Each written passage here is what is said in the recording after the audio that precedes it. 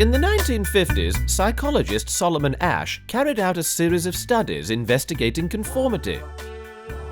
In the core experiment, participants were placed in groups with 6 other people. In each case, the groups were told they were taking part in tests on vision. In reality, only one member of each group was an innocent participant. The other 6 were collaborators of the experimenter. The groups were given a series of variations on the same simple visual test and asked to give their answers out loud one at a time. Here's an example of the kind of visual test used. Which of the 3 lines on the right is the same length as line X on the left? A, B, or C? You'd agree that the answer is pretty easy to spot. In our particular example, line C is the same length as line X. Asch's experiment actually confirmed how easy such tests were. If participants were allowed to give their answers in private, they gave a correct answer to the questions 98% of the time.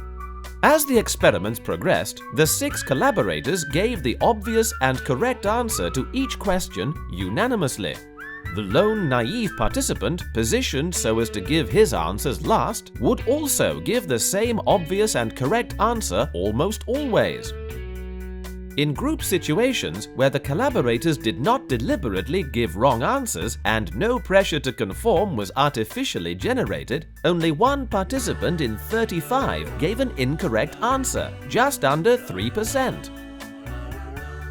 However, in the later stages of the experiments, when the 6 collaborators all deliberately gave the wrong answer to the key questions as agreed with the experimenter in advance, the percentage of incorrect answers given by the naive participant leapt to 32%.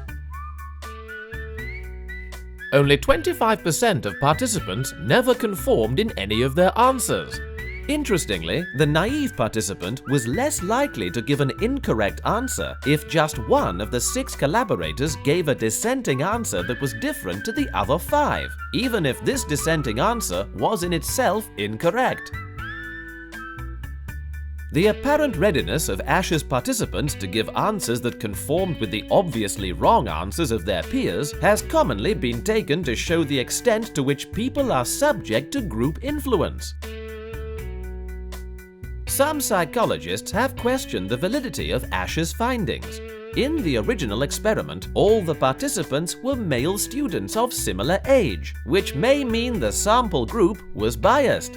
Also, it might be necessary to factor in the prevailing social attitudes of the time and place in which Asch's experiment took place.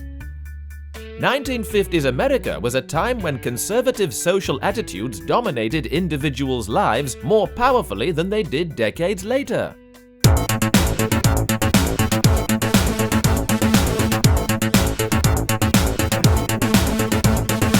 For instance, psychologists Perrin and Spencer replicated the experiment in the UK in 1980 and in 1981.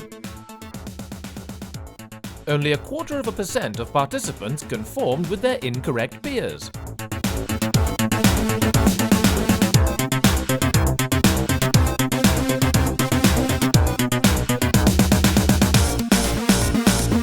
In 1996, psychologists Smith and Bond performed a meta-analysis of 133 Asch-type studies conducted in 17 different countries.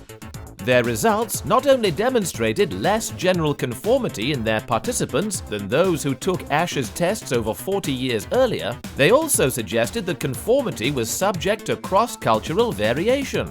For instance, in Japan, participants in the experiments were more likely to conform than in places such as Brazil and Holland.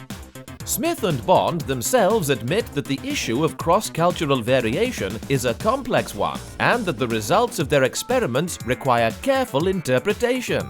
Nonetheless, their continued research into the area of conformity and that of others has brought into question the results of Asch's seminal study.